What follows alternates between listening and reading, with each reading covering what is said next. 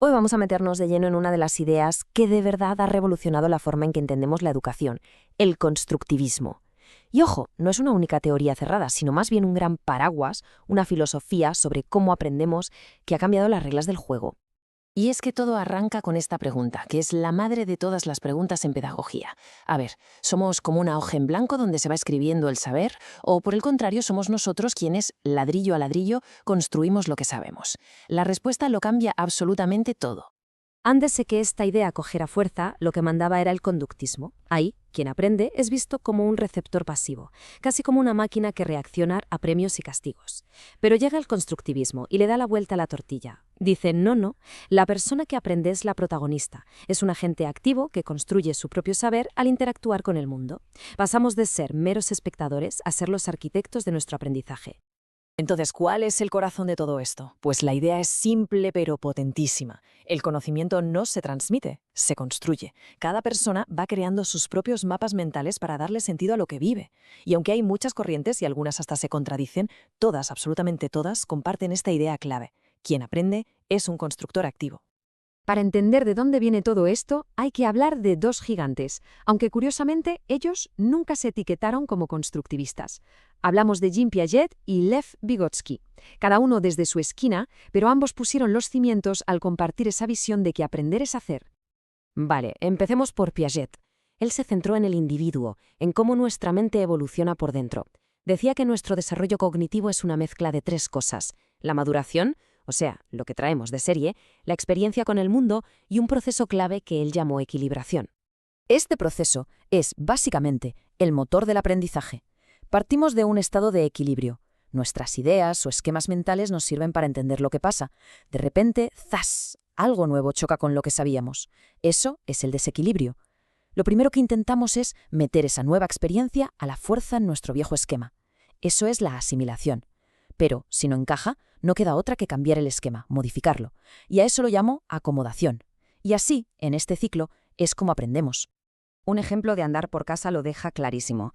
Un niño aprende la regla de los verbos y la aplica a todo. Yo como, yo bebo, yo cabo. Primero asimila, insiste en que se dice así, pero cuando le corrigen una y otra vez, su cerebro entra en conflicto y tiene que acomodar su esquema para aceptar que, oye, hay verbos raros, irregulares. Ese pequeño lío mental es lo que le ha hecho aprender algo nuevo. Y ahora damos un giro. Si Piaget miraba hacia adentro, hacia el individuo, Vygotsky miraba hacia afuera, hacia lo social. Para él, es imposible entender cómo aprende una persona sin mirar a su alrededor, su cultura, la gente con la que se relaciona, su momento histórico. El aprendizaje para Vygotsky es un fiestón social. Y de esta idea tan social nace su concepto estrella, uno de los más influyentes en pedagogía, la zona de desarrollo próximo, o ZDP. Esto es genial. No se trata solo de lo que alguien ya sabe hacer, sino de lo que está a punto de poder hacer. Es ese espacio mágico entre lo que puede conseguir por su cuenta y lo que podría lograr si alguien le echa una mano. Entonces, la enseñanza más eficaz no está ni en lo que ya se domina, porque aburre, ni en lo que es imposible, porque frustra. La magia ocurre justo ahí, en esa zona intermedia, donde el reto es asumible, pero se necesita un empujoncito, una guía. Ese apoyo es como los ruedines de la bicicleta, te permiten avanzar hasta que ya no los necesitas. Muy bien. Con estas dos grandes ideas sobre la mesa, llegaron otros pensadores que se pusieron a debatir cómo llevar esto al aula. Y aquí entran en escena dos de los más importantes, Jerome Brunner y David Ausubel, con un debate súper interesante. Para Brunner, la clave de todo era entender la estructura de las cosas, el esqueleto de una asignatura. Decía que no sirve de nada memorizar datos si no entiendes los principios básicos que los conectan. Si pillas la estructura, ese conocimiento se queda contigo para siempre, no se olvida. Y de esta idea, lógicamente, sale su propuesta para el aula, el aprendizaje por descubrimiento. En vez de soltar un rollo, el profesor plantea problemas, enigmas, y anima a los alumnos a que sean ellos quienes descubran las reglas, los patrones. El alumno se convierte en una especie de detective. Pero claro, no todo el mundo estaba convencido, y aquí es donde aparece David Ausubel para poner un poco de orden. Él desarrolla la teoría del aprendizaje significativo y, de paso, le lanza una crítica bastante directa a la idea de que descubrir sea siempre la mejor manera de aprender.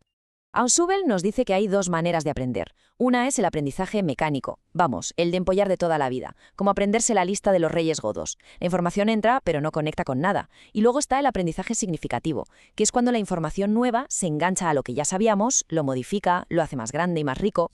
Y aquí viene el punto clave de su crítica a Brunner.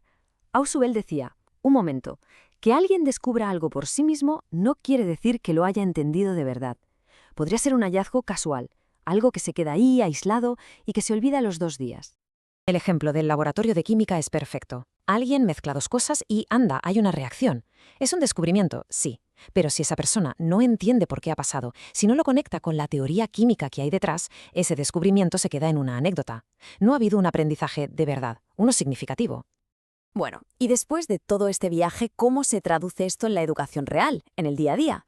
Pues las implicaciones son brutales. Suponen un cambio de mentalidad total. Pasar de ver al profesor como el sabio en la tarima que lo sabe todo, a verlo como el guía en el camino que acompaña. A ver, en la práctica esto significa varias cosas. El profesor ya no es un mero transmisor de información, sino que diseña experiencias para que otros aprendan. El temario deja de ser un montón de asignaturas separadas. Ahora se busca conectar ideas. Se exige, claro, que el alumno sea activo. Y se pone mucho el foco en que las actividades estén en esa zona mágica de Vygotsky y en que la gente aprenda colaborando, por ejemplo, ayudándose unos a otros. Al final, si tuviésemos que resumir toda esta filosofía en una sola frase, sería esta. El conocimiento no es algo que se recibe, como un paquete, sino algo que se construye, activamente. Aprender es un verbo de acción. Y todo esto nos deja con una pregunta final, una para darle vueltas a la cabeza. Si cada persona construye su propia versión del conocimiento, ¿cómo es posible que nos entendamos? ¿Cómo conseguimos crear una realidad compartida, un mundo en común? Ese es quizá el gran y fascinante desafío que nos plantea el constructivismo. Ahí queda eso.